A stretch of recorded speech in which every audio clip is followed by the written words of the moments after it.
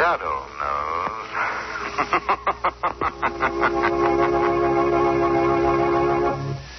Once again, Mutual Don Lee brings you the thrilling adventures of the Shadow, the hard and relentless fight of one man against the forces of evil. These dramatizations are designed to demonstrate forcibly to old and young alike that crime does not pay.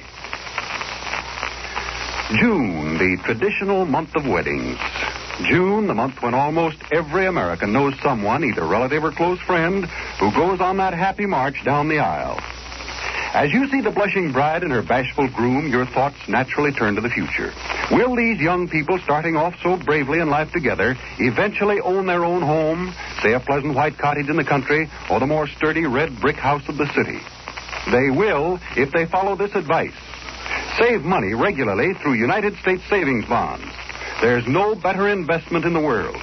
Savings bonds are both safe and profitable. In just 10 years' time, they pay back $4 for every $3 you put in.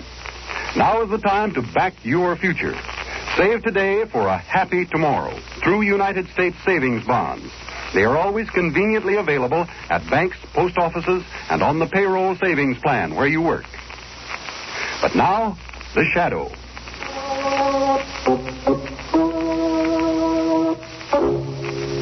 Today, by popular request, Blue Coal again brings you one of the most outstanding shadow dramatizations of all time. The exciting story called Death in a Minor Key. The Shadow, who aids the forces of law and order, is in reality Lamont Cranston, wealthy young man about town. Years ago in the Orient, Cranston learned a strange and mysterious secret. The hypnotic power to cloud men's minds so they cannot see him. Cranston's friend and companion, the lovely Margot Lane, is the only person who knows to whom the voice of the invisible shadow belongs. Today's drama, Death in a Minor Key.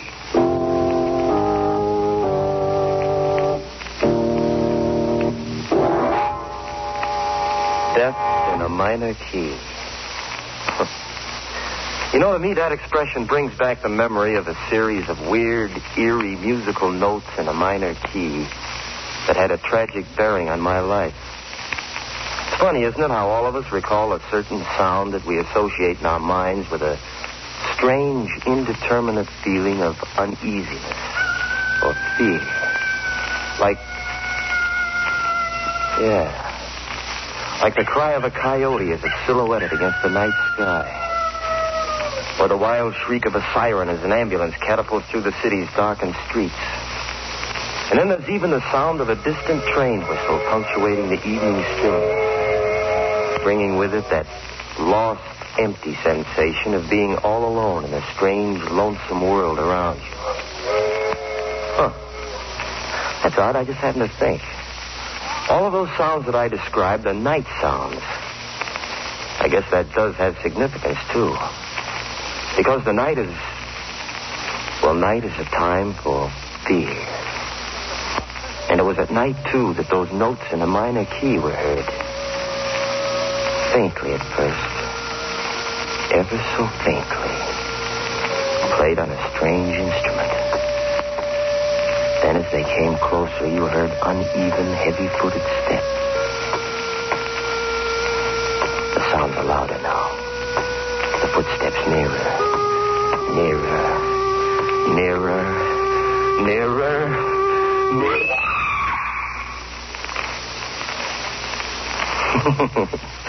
Well, I seem to be getting ahead of my story. It's one that I think will interest you, so if you'd like me to pass it on, suppose I start at the beginning. My name is Terry Mason.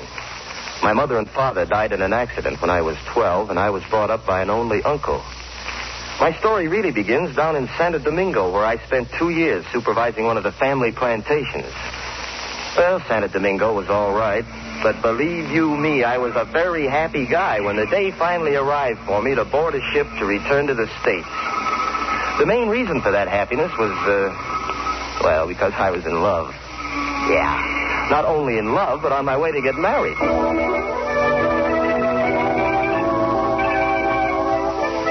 The girl was Barbara Norton, so you can imagine how anxious I was for that boat to get to New York and get there fast.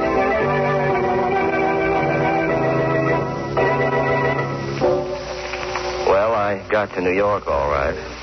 And the following day in a little church downtown. Do you, Barbara Norton, take this man to be your lawful wedded husband? I do. I do.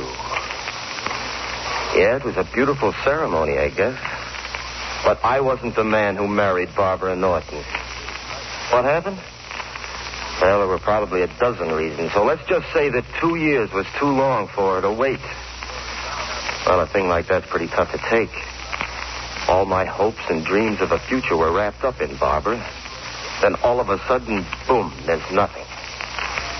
After she was gone, there was only one thing to do. Try to forget. To lose myself in bright lights, music, and the gay whirl of the city's night spots. When one place would close, I'd dig up another.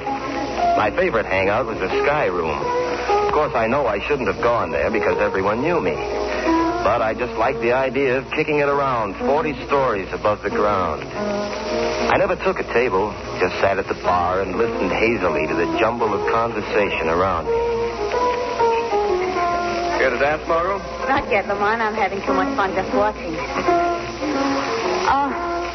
Darling. You see that young man sitting at the bar? You know, he's been staring at you for the past 10 minutes.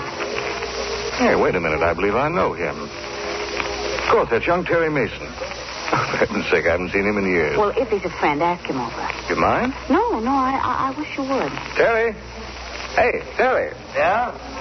Oh, Lamont. Come on over. If he can make it. Oops, he almost landed on that table. Hello, Terry. I'm glad to see you. How are you, Lamont? Well, fine, thank you. Well, this is Miss Lane, Terry. How do you do? How are you, Sit Terry? down. All right. Now, tell me, where have you been all these years? No, Santa Domingo plantation stuff. 2 years of it. Finally got fed up and came back, huh? Are you kidding? Well, what do you mean? You know why I came back. I'm afraid I don't.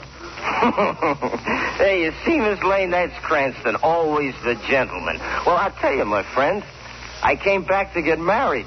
But you want to know what happened? I was jilted. Oh, that's a shame. There was I, you waiting at the church. Oh, come on, let's have a drink. Who was the girl? Barbara Norton. Barbara Norton? Yes, I know her. Nice kid. Good to her parents. Woman of her word, too. Yeah, woman of her word. Well, just what happened, Terry? I was away too long. That's the story they give me. I was away too long. But that isn't the real story, not by a long shot. What do you mean, Terry? They're all working together on this thing. They're working against me. Who's working together? My uncle, Barbara, and her father, Dr. Norton. I don't understand. My uncle controls my inheritance, Lamont. Today I learned that he and Dr. Norton were planning to confine me in the doctor's private sanitarium. What do you think of that? Well, now, maybe they're doing it for your own good. Oh, sure. Just like Barbara married somebody else for my own good. Oh, no. No, sir. They're all working together.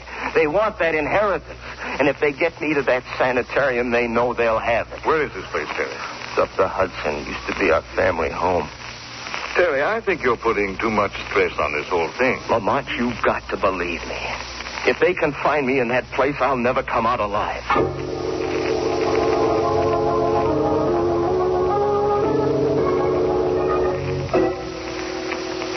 Well, in spite of all I could do, they put me in the sanitarium the next day. It's for your own good, Terry, they kept telling me. Oh, yes. What they really meant was that it was for their own good. Well, I kept my eyes and ears open, waiting for something to happen. And then, that very first night in the hall of the sanitarium, a sound was heard. Faintly at first. Ever faintly.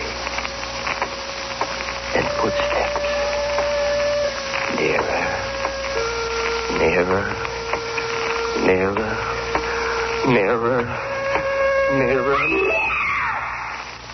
I rushed to the phone quickly. I knew that I had to call Lamont Cranston at once. He was the only one that I could turn to.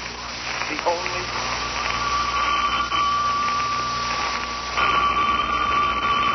Don't answer that, Lamont. I know it'll be someone who'll give you an excuse for not taking me to the lecture. That, Margaret, would be the neatest trick of the week. No such luck. I'd better answer. Oh. Hello. Yes. Yes, Terry. How are you? Where are you? Sanitarium. What? Murder? Are you sure? I see. Yes, I know what the place is. All right, Terry, I'll be right up. What's the trouble? It was Terry Mason. Someone's just been murdered at the sanitarium. Ooh. Come along, darling. We'll go up there at once.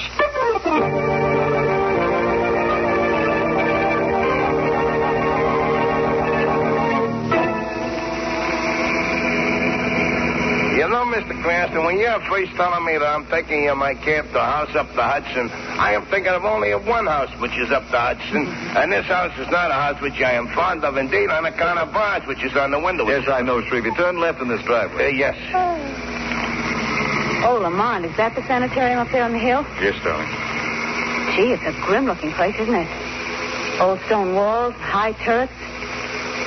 Almost looks like a prison. The house to which I'm referring is a prison also, although it ain't the same house in it. You'd better stop here, Shrevey. Yes. Why, aren't you going right up the door? No, Terry will meet us at the cellar door. He doesn't want anyone to know we're coming. Do you really think that a murder's been committed here, darling?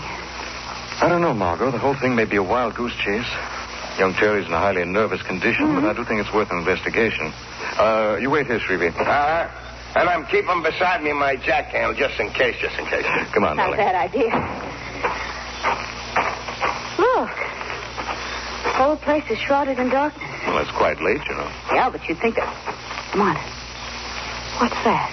What are you talking about? Look. That cloaked figure disappearing into the shadows of the building. Yes. See it?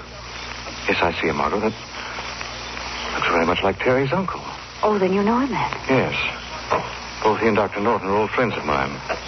He's gone now. I wonder what he's doing here. This must be the cellar door Terry mentioned. He should be right inside. Is that you, Lamont? Yes, I have Miss Lane with me. I see. Come in, both of you. Watch your step. Now, follow me. Terry, what is all this? You've got to be quiet, please. The murderer is still in the house. Perhaps even at this very minute he's listening to our conversation. What murder? Who are you talking about? We'll stop here. Now, do you see that door? Yes. That leads to the operating room. In that room is the body of the woman who's been murdered. How do you know? They took her there a few minutes ago. Who are they? My uncle and Dr. Norton. Then that was Terry's uncle we saw. Yes. Look, Terry, how do you know that a murder's been committed? Well, I just know, that's all. Did you actually see it done? No, I didn't. Well, then. But I did hear something. Weird music in a minor key, accompanied by the uneven thump of a cripple walking. When the music reached a crescendo, the woman screamed. And then she was found dead. Who's the woman? An elderly patient here at the sanitarium. But who would kill her? What's the motive? I have a theory about that, too. In fact, it's more than a theory.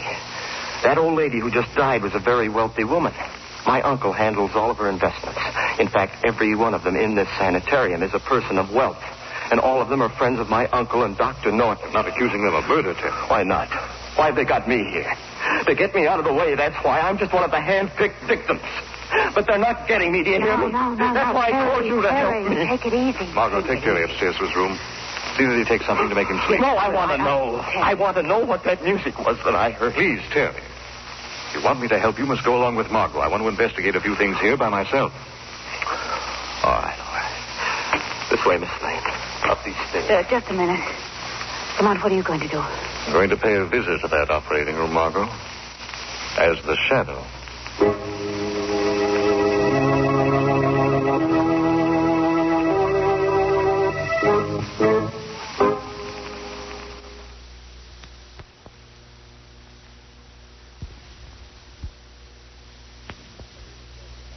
Have you examined the body completely, Doctor? Yes, and believe me, when the coroner arrives, he'll find nothing wrong. You're sure of that? Yes, I am. Doctor, what can we do about Terry? Frankly, I don't know. The boy must be taken care of. He must be. What was that? You'll pardon my intruding on your private conversation, gentlemen. Who are you? Where are you? I'm called the Shadow, gentlemen. Shadow. You've heard of me, perhaps? Yes, of course. You must know that although I stand here beside you, you cannot see me. By my hypnotic power, I've clouded your mind. Why are you here? I am seeking information, gentlemen. Information about the death of that woman whose body lies on the table before you. Why, there is no information to give you. No? How did she die? We can't tell that until the coroner arrives. It couldn't have been murder, could it, Doctor? Murder? I don't know what you mean. Just before her death, did you by any chance hear music? Weird music and the sound of a cripple walking? No, we heard nothing. Why are you so anxious to get rid of young Terry Mason? Get rid of him? Yes. Didn't I hear you say the boy must be taken care of? I didn't mean it that way. Those were your words, gentlemen. Just let me warn you. I'm very interested in the welfare of young Terry Mason. And if anything should happen to him, anything at all, gentlemen, I warn you, you'll answer to the Shadow.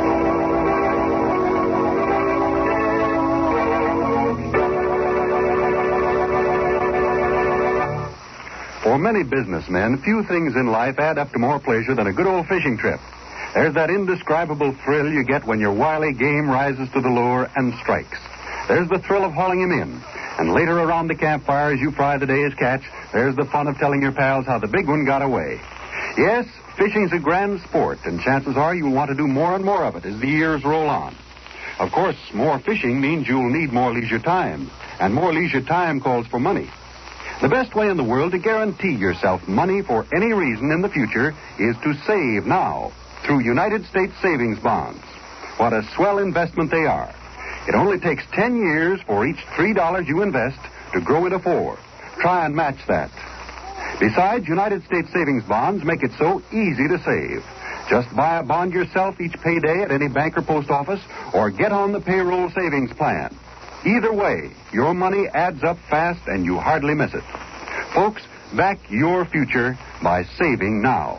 For a happy tomorrow, save today. Buy and hold United States savings bonds. And now back to the Shadow.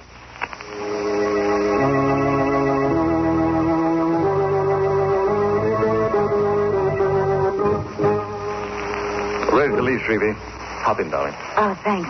Mr. Cranston, I ask you should ignore paying any attention to that taxi meter you should. Why, Shrevey? The jack handle I'm holding for my protection slipped and fell against it and upset $20. Don't worry, I'll ignore it, all right. I'm referring to it in my accounts as paper profit. Okay, Shrevey. Lamont, what'd you learn downstairs? Well, I went into that operating room and found that Terry's uncle and Dr. Norton were examining the corpse of the old woman who died. Do you think she was murdered? Well, I saw no evidence of violence. Both men swore she'd met a natural death. Then you think it was just Terry's imagination after all? No, I don't. It's hard to say at this point just what I do think. Well, do you still think that Terry might be right? Yes, I do. Well, then what do you propose to do? I think I'm going to call on you for help, darling. Me help? How? Tomorrow I want you to go to Dr. Norton's office, pretend you're verging on a nervous breakdown, and gain admittance to the sanitarium as a patient. Well, all right, but how does one acquire a nervous breakdown? How? Just watch the cabbie take these turns. Not a bad suggestion. No, seriously, Marco, I do this myself. Only Dr. Norton and Terry's uncle both know me. Now, what do you say? Well, sure, but... Sure, I'll do it. Good girl. You must see the doctor first thing tomorrow and gain admittance to the sanitarium no later than tomorrow night.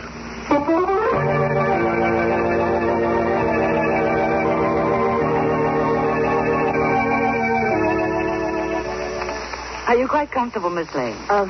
Yes. Yes, thank you, nurse. Well, there's a cord right above your bed if you wish to ring Yes, for I it. know. You told me that. Well, I'll just open your window and put out your light. There now. Do try to get a good night's sleep. I'll try. Good night. Good night. Good night. Try to get a good night's sleep. That's funny. Well, I can try. What's that?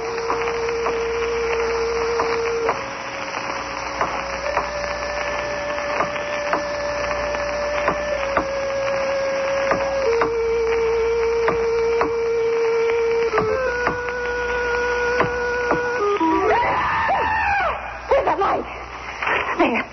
Doesn't work. The lights have been cut off. Somebody's coming in the door. Who is that? Why, that's Anthony. Now, don't come any closer because I'm... Quiet, Miss Lane. It's I, Terry. Oh, you frightened me. Sorry, but you must come with me to the cellar at once. The killer's loose again.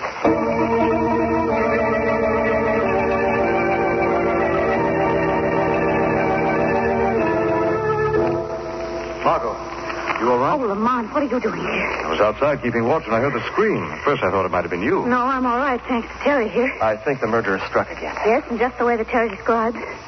The weird music, the footsteps, and then the scream. Who was it this time? I don't know. But there was one unusual thing that Miss Lane didn't mention. The footsteps seemed to be coming down a staircase. And yet there are no stairs in that wing of the house. Yes, I noticed that, too. Anything else? Yes, there is. About 25 minutes ago, I heard the house phone ring. I listened in on the extension in my room, and I heard my uncle tell Dr. Norton that he'd be over here shortly. Yes, I saw his car drive in. Well, listen. Uh-oh. There's someone next door in the operating room. It sounds like Uncle and Dr. Norton. Perhaps they have the latest victim's body in there. Oh, Lamont, Jerry, go back upstairs at once. Get back to your rooms before you're missed. Yes, that's right. Come on, Miss Lane. I'll be right with you, Terry. Lamont, what are you going to do now? Shadow's going to pay another call in the operating room and try to unravel this mystery.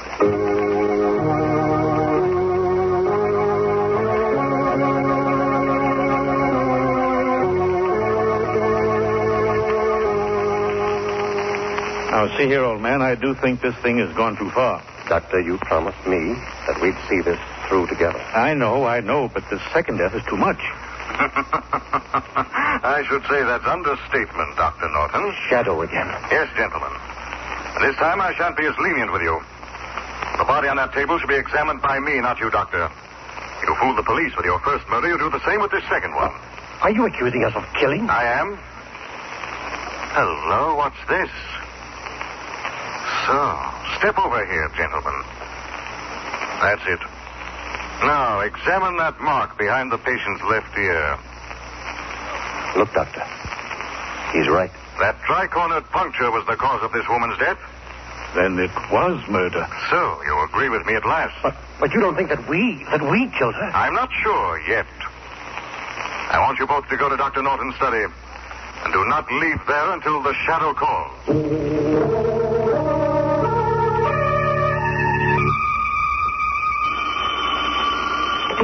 Hello? Are you alone, Margot? Yes, Lamont. I'm coming right up to your room. The murderer's about to strike again. Oh, no. Yes, darling. I have reason to believe that you've been selected as his next victim.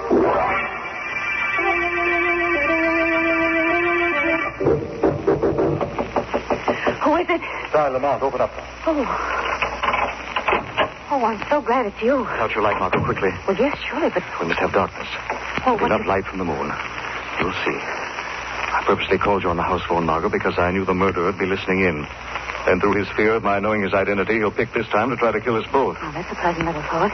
But who is this murderer? I'm not mistaken. It'll be a long, black, highly poisonous snake. He's a tri-cornered mark on his victim. A snake? Oh, gosh, Lamont, they scare me to death. Quiet, please, darling. The snake may be in the room now, ready to strike. We've got to listen for her. Look out, Margot! I got him. Oh, Lamont. I saw him come in through that window. I guess I closed it on him just in time. You cut his body in two. Yes. Well, that takes care of that. So that's our murderer. No, darling, only the instrument of death. Our murderer should be paying us a call in a moment to add the final macabre touch to what he expects has been a double killing this time. Listen. You hear that? Yes, it's the same sound. We'll stand over here for the wall. It sounds again as if he were descending a flight of stairs. And yet there are no stairs. No, shut, don't speak. Let's watch that panel on the wall. See? It's slowly opening. All right, Oh, you got him. Lamont, you got him. Yes, he'll play a different tune this time. Put on the light, Margot. Right. Well, there's our murderer. Oh, that face. Those long fangs and those popping eyes. It doesn't look human. It isn't human, Margot. That's a mask. It's worn to hide his true identity. Now take it off. There. Why, Lamont, it's...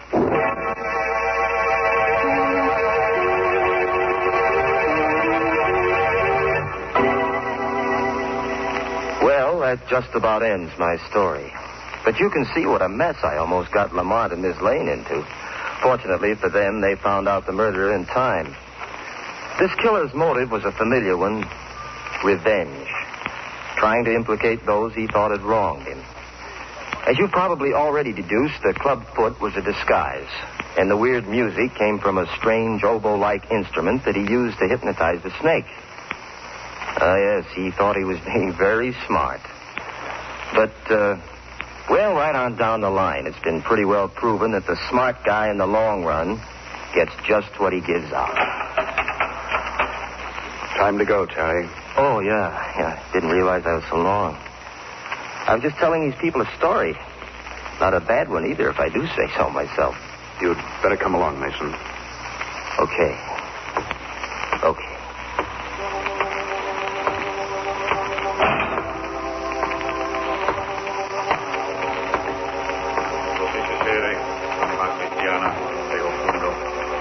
Dei patris omnipotentis, qui te creavit, hodie sit in pace, locus tuus habitatus tuum.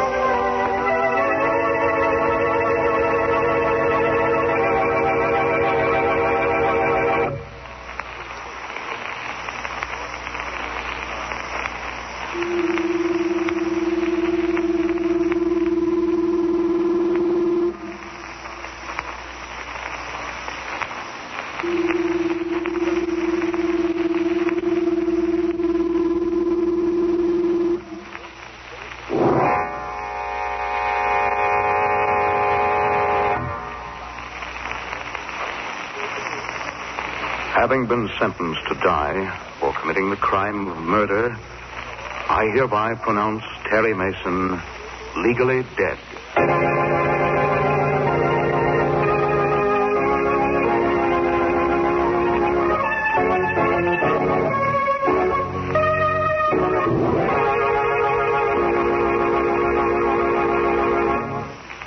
Rome wasn't built in a day, as the saying goes. And neither is the wherewithal it takes to make your dreams about the future come true. That little farm on the edge of town. That really long vacation trip you've been promising yourself. If you're air-minded, one of those nifty little private planes that'll be coming along in a few years. Those and lots of other things don't just happen. You have to plan for them. Save up the money it takes to make them come true. It's a swell break, therefore, that you can go right on buying United States savings bonds. Government guaranteed and good interest rate. Make United States savings bonds your best bet to back your future. Actually, for each $3 you invest, you get back $4 in just 10 years' time. Use the payroll savings plan or buy savings bonds yourself regularly at any bank or post office. Save today for a happy tomorrow by regularly buying and keeping United States savings bonds. And now the shadow again.